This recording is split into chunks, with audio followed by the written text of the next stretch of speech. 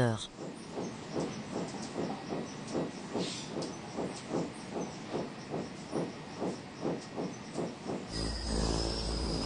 Ils peuvent manœuvrer dans tous les sens et même voler à reculons.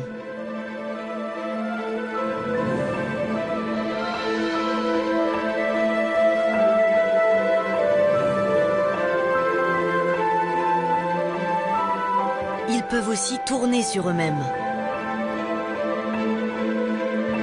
ou voler sur le dos.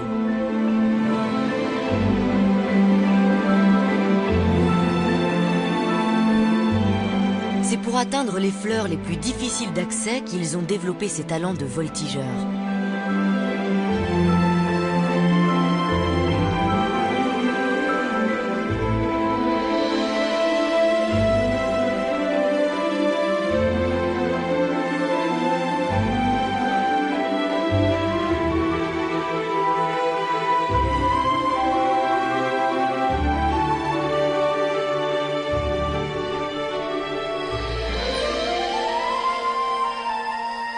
Mais cette virtuosité a un coût énergétique.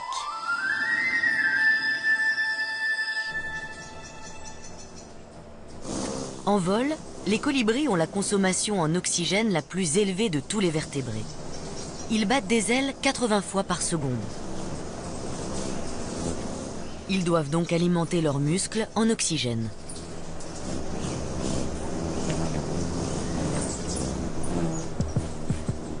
Lorsqu'ils sont perchés, leur rythme cardiaque est d'environ 400 pulsations par minute.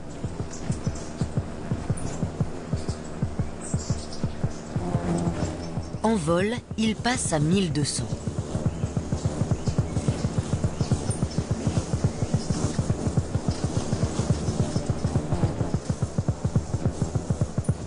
Mais ce n'est pas suffisant quand ils fondent sur place. Leur cœur se dilate alors de manière à envoyer encore plus de sang à chaque battement. La circulation sanguine du cœur vers les poumons et les muscles, puis le retour vers le cœur, s'effectue en moins d'une seconde.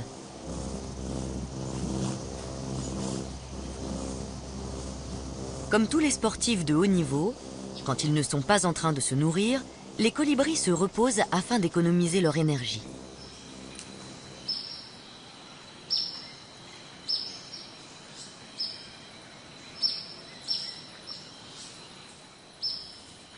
En fait, ils passent 80% de leur temps perchés, ce qui leur permet d'étirer leurs muscles et de lisser leurs plumes.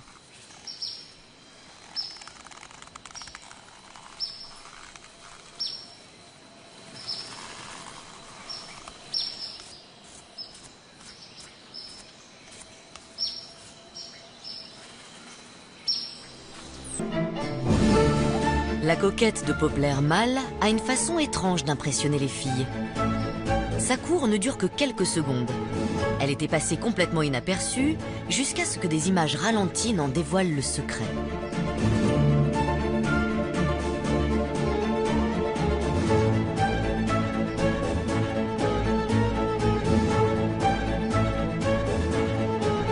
Cette débauche d'énergie est peut-être justement un moyen pour le mâle de faire étalage de sa résistance.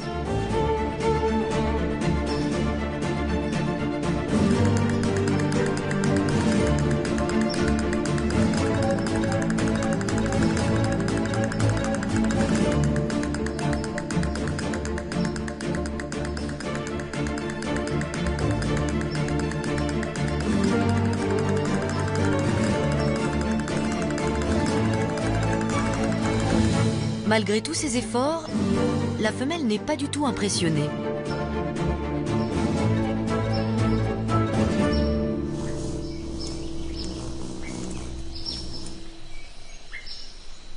C'est la femelle seule qui bâtit le nid et couve. Mais chez les colibris, les choses ne sont jamais simples. La femelle doit rester pendant de longues périodes dans son nid pour réchauffer les œufs. Pour cela, elle est obligée d'abaisser sa température corporelle. C'est la seule solution pour réduire le temps passé à se nourrir.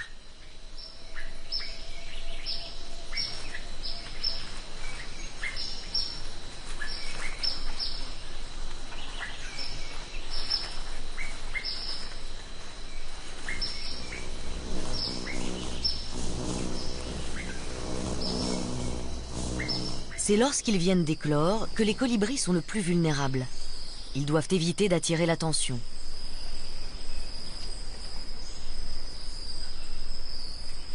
Quand le duvet de leur dos perçoit l'air déplacé par les ailes de leur mère, ils réclament à manger à gorge déployée, mais en silence.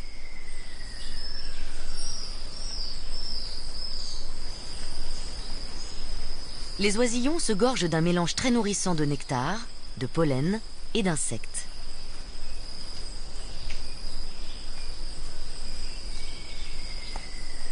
Malgré ces soins attentifs, peu d'oisillons parviennent à l'âge adulte. Les adultes eux-mêmes sont confrontés à un problème de taille.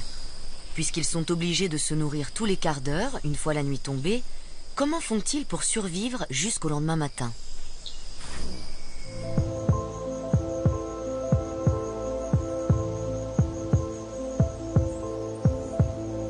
Leur température corporelle chute et leur rythme cardiaque passe à 40 pulsations par minute.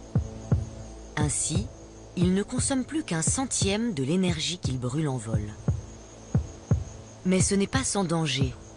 Quand ils sont plongés dans cette torpeur, ils ne peuvent plus bouger ni échapper à un prédateur nocturne.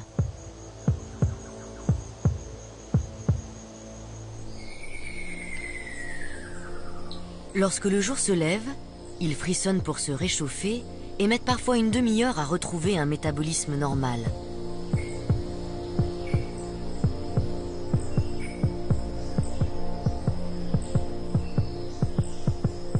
Aussi extrême que cela puisse paraître, c'est à ce prix que les colibris ont une chance de survivre à la nuit.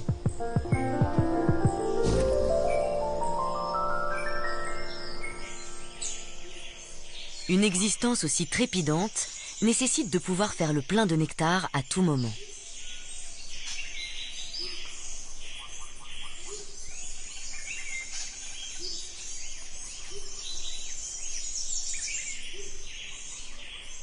Pour cela, la plupart des espèces gardent jalousement un territoire suffisamment riche en fleurs.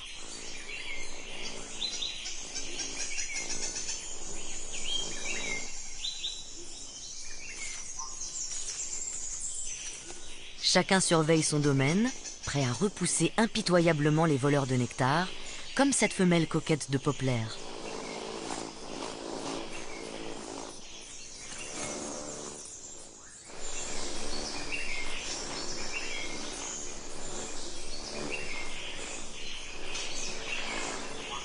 Le plus souvent, l'intrus bat en retraite sans insister.